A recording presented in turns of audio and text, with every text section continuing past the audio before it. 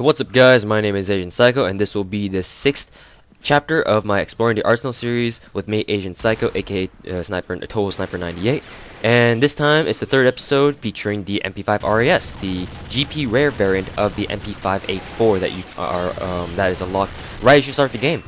So a little bit of background information on the MP5 RAS. It costs 1200 GP a day, and it is unlocked at Major 3. So let's get straight into the damage on the the regular stats of the MP5 RAS. The MP5 RAS has a 33 point damage rating. So from the MP5A4, it is no different. It still has the same damage, though I would like to point out the fact that it just feels more powerful. I don't know what it is, but I do have a kind of a theory as to why it is more powerful, but just from a purely statistical point of view, it is no more powerful than the MP5A4. Moving on to its portability. The portability on the MP5 RAS is at a 77. So, judging from the portability on the MP5A4, it is an improvement by 2 points. But to me, it is kind of. I do feel the 2-point increase in portability, but then again, I do have full speed gear on, and I'm just guessing at this, but if you didn't have full speed gear on, I don't think you would feel it that much, but I mean, it is still more portable. You may or may not feel it. So, yeah, just something nice to have. And the MP5 RAS has a 85 rate of fire, so once again, no different from the original MP5. And the accuracy on the MP5 RAS is also the same at 67, so not really much to talk about there. Now here's where it is significantly different, or not in numbers, but just in practicality and like actually playing with it in game. The recoil on the MP5 RAS is at a 61, so it is a 2-point reduction from the original MP5, and I think this is pretty significant because you can feel, or at least I can feel, a real difference in recoil from the MP5A4. If you remember from my MP5A4 review, then maybe you might remember me mentioning that the MP5 almost feels like it has little to no recoil. Well, the MP5 RAS has even less than that, so if you can imagine that, then I don't know how you would, but that's what the MP5 RAS feels like when you're shooting it. So, literally, it almost has no recoil, at least to me. There is spread on this thing, though, but then for recoil, I am talking about as in like the recoil kickback. So, you almost feel no recoil kickback from the MP5 RAS, and we'll get into the specific kinds of factors of the recoil in just a bit. Moving on to its recoil spread. The recoil spread is a little bit tighter, not much, but a little bit tighter than the MP5A4. But considering that the MP5A4 already has a pretty tight spread for a submachine gun anyway, yeah, it's really good basically. So you'll definitely enjoy that. Now here's the part I mentioned about the recoil kickback. The recoil kickback on the MP5 RAS is even less than the MP5A4. Basically speaking, it's non-existent, or at least to me. So I come from a background where I used to play with lots of heavy recoil guns, like a lot, like the AK series, G36. So when I tried the MP5 RAS for the first time in a long time, about the past week, I was like, wow, this thing has no recoil. So if you come from like a long history of like using AKs or heavy recoil guns, then the MP5 RAS will feel like it has no recoil. So how about that? Recoil controllability is once again very easy with the MP5 RAS. Just like the MP5A4 before it is very easy to control the recoil. Moving on to its Tapfire ability. Once again, it's similar to the MP5A4 before it in that you can't really Tapfire with the MP5 RAS. I'm just gonna call it the RAS from now on. Saying it is kind of a mouthful every time. That's what she said. And let's see here. Once again, the Tapfire ability is relatively difficult to do. You can pull it off, but because of its high rate of fire, you might have some trouble Tapfiring like one bullet at a time. Though I would like to mention that because it's similar to the MP5 in that when you scope in and you go full auto, it's actually very manageable. In fact, you might not even need to Tapfire at all. As you can see here just now, I was going full auto with that thing. It wasn't even moving around that much. So once again, that goes on to show you just how little recoil the MP5 RAS has. So yes, you will definitely be able to enjoy that. So once again, the MP5 RAS has very little in-scope recoil. If you need to, at middle range, you can just go spray, scope in and spray with that thing if you really need to. Moving on to its center speed, our MP5 RAS has a pretty standard center speed, so make sure to watch out for more enemies after you've killed like a couple. And when you're like after like jumping around or recovering from your last shots or reloading or something like that. So yeah. Reload speed on the MP5 RAS. I honestly feel like the MP5A4, the GP standard variant, is faster. That's because it's a lot more static and like I don't know what to describe it. All I'm gonna say is that the MP5 RAS, the reload animation seems like it's really fluid and like it flows nicely, but then it's kind of slow compared to like the original MP5. That is, I don't know. It could just be me, but you guys can decide that for yourselves. And fire modes, this is where it gets interesting. The MP5 RAS, just like the FMI SAF, has a 3-round burst function. And earlier in this gameplay, you saw me using the 3-round burst function a little bit, just to see how it performed. And surprisingly, it actually did really well. Better than I expected, at least. At middle range, I could take down people pretty easily. Even at close range, I could take down people relatively easy because of the low recoil that the MP5 RAS has. So definitely 3-round burst is something you guys should check out, especially at fighting at middle range. The 3-round burst could help save your life in fights that you might not otherwise win. So yeah, definitely keep that in mind. For its luck, the MP5 RAS for some reason is very lucky with me. I think I get lots of headshots with the RAS. I'm not too sure though, because I'm not really that lucky to begin with. Whatever submachine gun that gives me headshots, like I don't know, every 3 deaths is I consider lucky to me. So I don't know. You guys can decide for yourselves just how much luck this thing has. With the gameplay, because the gameplay is 16 minutes long, and that should be sufficient enough for you guys to determine whether or not its luck is worth getting. So, moving on to its ammo capacity, the RAS has a standard 30 rounds in magazine and 90 in reserve.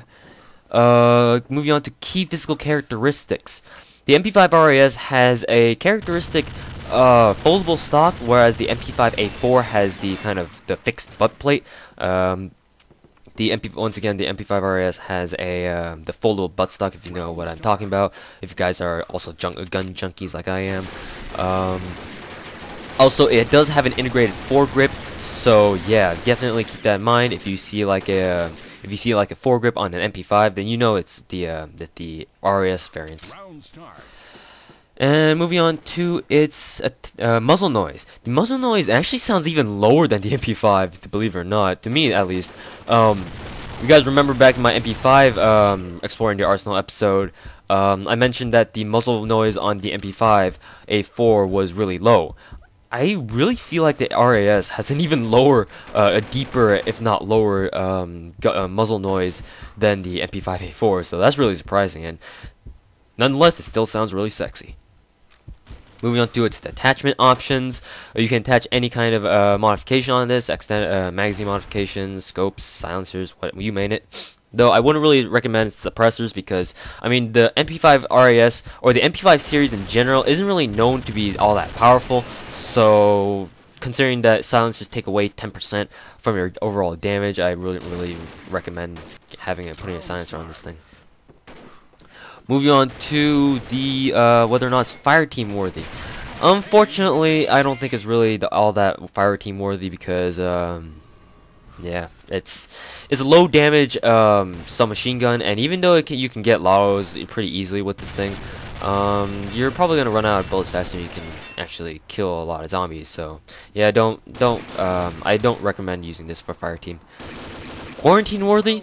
Yeah, I would definitely say so. It's got a fast well, it doesn't really have a fast portability because, like, considering that the VB Brapi LPO2 has a portability of 90, yeah, it's easily outclassed by those other NX submachine guns. But I mean, it is definitely still not powerful, but still more portable than the MP5. So sorry about that. I had to readjust my mic there. If you guys could hear a difference. So yeah, and also because of its fast rate of fire at 85, definitely it's worth bringing along for quarantine. Alright, now let's see, what are we looking at here? Oh, for my frank personal opinions. The MP5 RAS is a significant improvement over the MP5A4. Already the MP5A4 is a very good submachine gun. It's a very good starter submachine gun for those of you who have just started combat arms or haven't been playing a lot and want to know like what's a good submachine gun to play with around for a little bit. I would really suggest the MP5A4 because that kind of sets the standard for submachine guns in combat arms.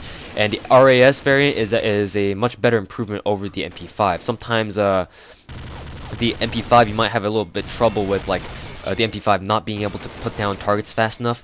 You probably won't have that problem with the RAS because of the RAS's 2-point lower recoil rating. It means that you can have more bullets on target, and that means you'll be able to more accurately put in those bullets on your target. So yeah, you won't really well, at least I hope you don't have that kind of I can't kill these people fast enough problem. So at least I don't. So yeah, you will definitely enjoy that about the RAS. And overall, the RAS is a very good submachine gun, and it looks like a submachine gun too. So hey, of course. And moving on to my final rating. God damn it! God damn it! Animation. I'm supposed to do. I'm supposed to like calculate these numbers in my head. Anyways, the RAS has a close quarters combat ability of 90. So once again, it's very good for at close quarters. It should be, being as it is a submachine gun. So no surprise there. And middle range, I would have to give this an 80 because with its low recoil, generally low spread. I keep saying low. What am I? T-Pain? And with its 3-round burst, you shouldn't really have a problem at middle range. If you do, then just switch over to your 3-round burst function and just aim for the heads or something. Get that lotto in, because it's far more important to get that kill in than it is dying. So of course, just going on saying the obvious. But anyways, at long range, once again you can try to Tapfire with the RAS. It is possible. It's just that you might fire one too many bullets than you intended to. So I mean, at long range, I'm gonna have to give this probably a 40. So, oh shit. And yeah, and that will give us a final rating of exactly a 70%.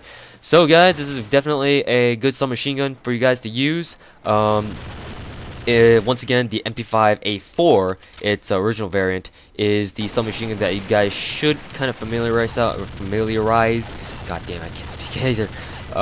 Yourselves with first before you use the RAS variant, and then once you do kind of master using the MP5, switch over to the RAS, and you guys should be able to kick anyone's ass with it. Anyways, guys, this has been the MP5A4 RAS review. I have been your host, Asian Psycho, aka ToeSniper98, and this was the 3rd episode of my 6th chapter of the ETA series. So hopefully, goddamn, I got no script.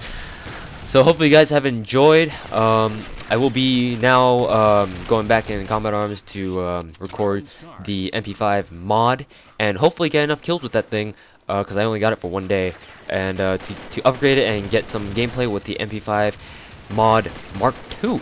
So hope you guys enjoy, or hope you guys look forward to that one. And once again, guys, I do not have the MP5A4 RAS Centurion, so I would love it if someone who does have the Centurion variant could volunteer to die for me for the review. So if you guys do have the Centurion variant, please let me know so I can send you a PM or reply to you somehow, so that we can kind of get in game together and have me record some gameplay of the Centurion. So yeah, once again, guys, this has been the 3rd episode of my MP5A4 chapter for the ETA series, and yeah, looks like I have a little bit more gameplay than I talked. So yeah, hopefully you guys have enjoyed, and I hope you guys enjoy the rest of the gameplay. Spoiler alert, I do get kicked from this though, and thank God I did, because otherwise you guys would be watching a gameplay with no commentator for like the next 5 minutes. Anyways, hope you guys enjoyed, guys, and watch me get an Ultra or a Fantastic or something and get kicked from the room. Thanks guys for watching, and have a nice day. Peace.